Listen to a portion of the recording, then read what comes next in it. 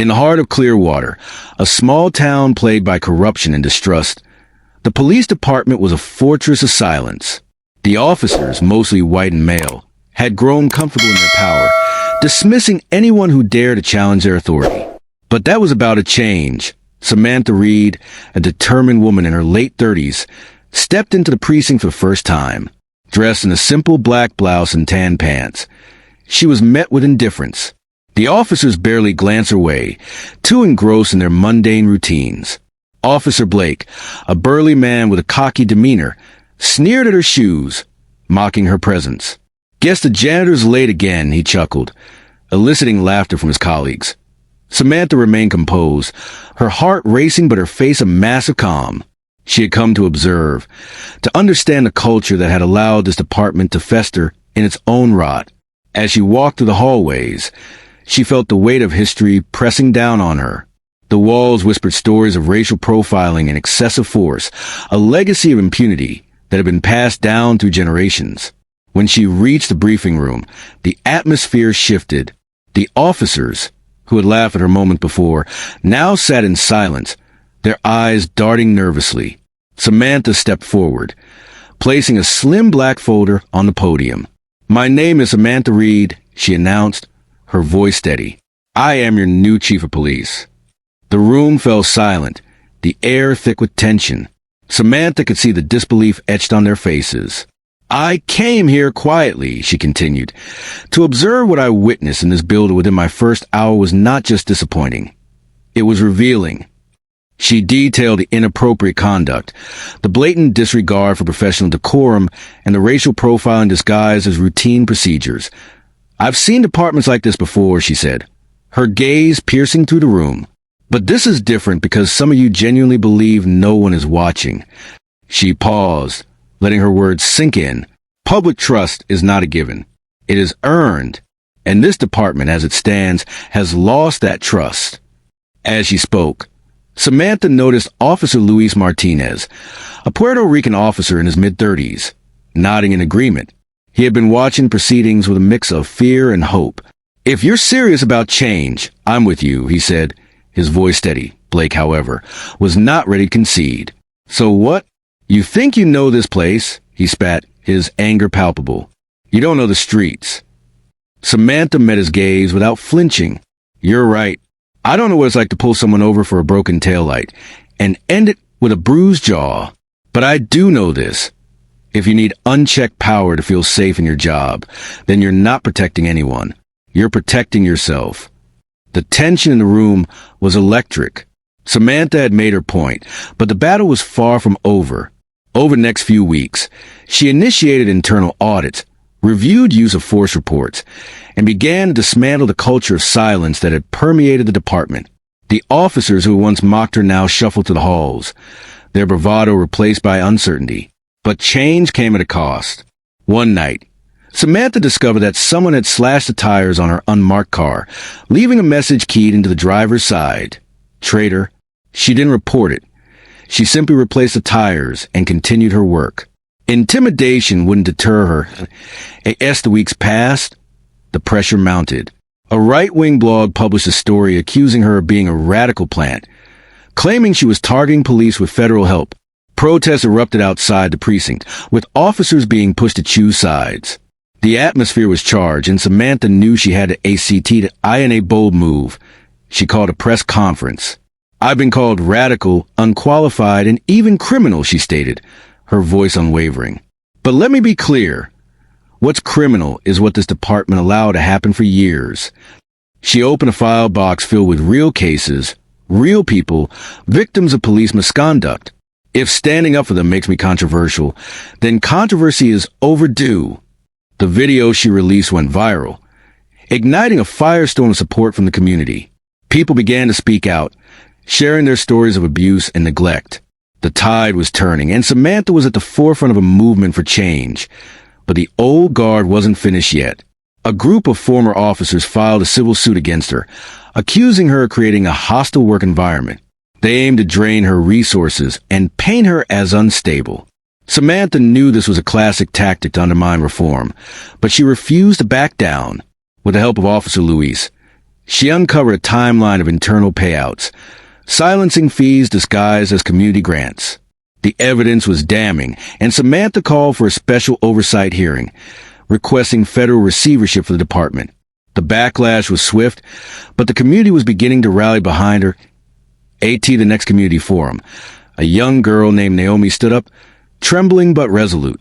"I didn't think anyone would ever believe me," she said, her voice breaking. "But Chief Reed, she didn't just believe me, she investigated." Samantha felt tears welling in her eyes. This was what it was all about: redemption, justice, and the promise of a better future. By the end of the month, Clearwater PD was under joint oversight, and the department's leadership structure was dismantled. Samantha didn't take a victory lap. She got back to work, implementing new training programs and trauma-informed policing. Months later, as she stood in the back of Community Transparency Day, a young boy approached her with a crayon drawing.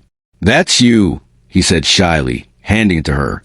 "My mom says you made the bad cops leave." Samantha smiled, crouching down beside him. "We're building something better in their place," she replied. Samantha Reed had walked into a hostile precinct alone, faced laughter and insults, and emerged as a beacon of hope. She had transformed Clearwater from a place of fear into a community of trust. And as she looked around the faces of those she had fought for, she knew that change was not just possible. It was inevitable. As the months rolled on, Samantha faced new challenges. The old guard was not going to relinquish their power without a fight. Rumors circulated within the precinct, and whispers of sabotage began to surface. Officers who had once been her allies now eyed her with suspicion, fearing the repercussions of their past actions. One evening, while reviewing reports in her office, Samantha received an anonymous tip about a secret meeting planned by a faction of officers who were unhappy with her leadership. They were plotting to undermine her authority, and she knew she had to act quickly. The next day, she called an emergency meeting with her command staff. "I've heard whispers of dissent within our ranks," she began, her voice steady but firm. "We cannot allow fear and division take root in this department. We must stand united for the sake of our community." Luis, who had become one of her most trusted allies, spoke up. "We need to address the concerns of the officers directly. They need to feel heard, not just reprimanded." Samantha nodded, appreciating his insight. "Let's hold a town hall meeting. We'll invite all officers to voice their concerns and suggestions. It's time for transparency." The town hall was set for the following week, and Samantha prepared herself for the backlash. As the day approached, she felt a mix of anxiety and determination. She knew that this was a pivotal moment for her leadership and for the future of Clearwater PD. On the day of the meeting, the atmosphere was tense. Officers filled the room, their expressions a mix of skepticism and curiosity.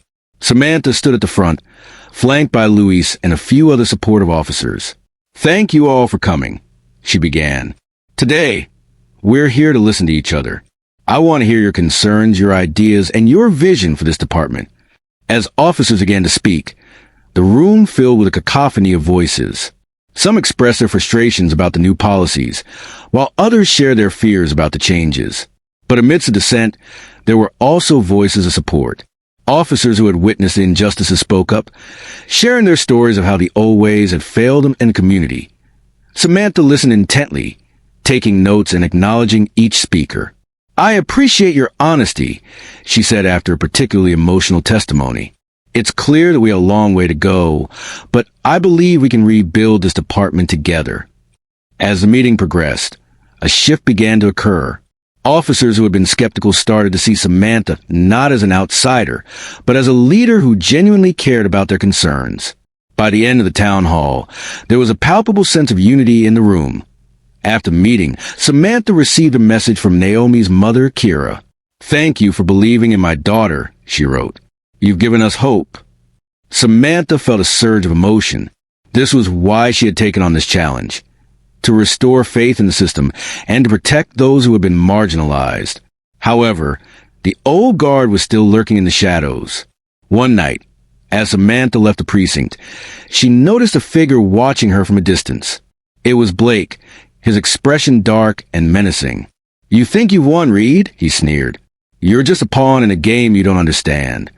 Samantha stood her ground, refusing to show fear. "I'm not a pawn, Blake.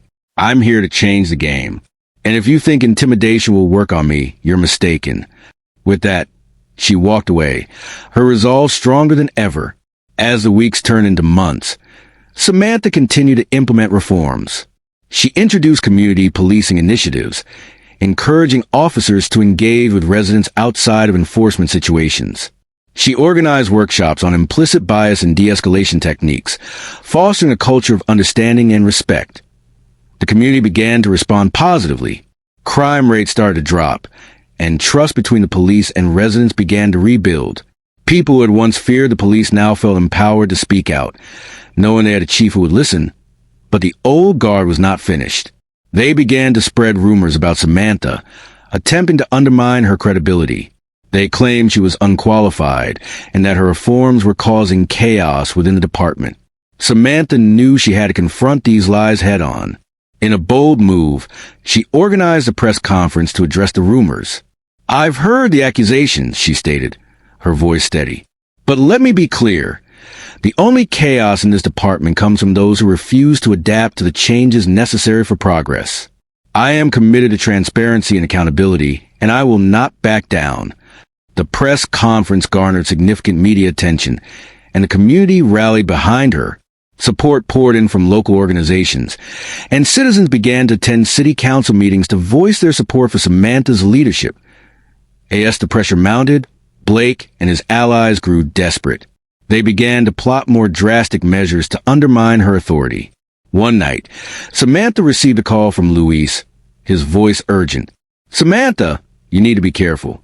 I've heard rumors that they're planning something big, something that could damage your reputation." Samantha's heart raced. "What do you mean?" "They're talking about staging an incident, something that could make it look like you're mishandling a situation. They want to discredit you in front of the community." Samantha knew she had to act quickly. She called an emergency meeting with her command staff, including Luis. "We need to be proactive," she said. "We can't let them control the narrative. We need to gather evidence of their misconduct and expose their plans." With Luis's help, Samantha began to document the actions of the officers who were plotting against her. They set up a system to record conversations and gather evidence of any wrongdoing. It was a risky move, but Samantha knew it was necessary to protect her leadership and the reforms she had implemented. As the weeks passed, the tension within the department continued to rise.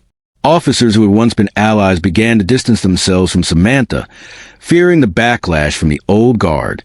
But she remained steadfast, determined to see her vision for Clearwater PD come to fruition. Finally, the day came when Samantha had enough evidence to confront Blake and his allies. She called a meeting with the entire department, knowing it would be a pivotal moment. As the officers gathered, she could feel the weight of their scrutiny.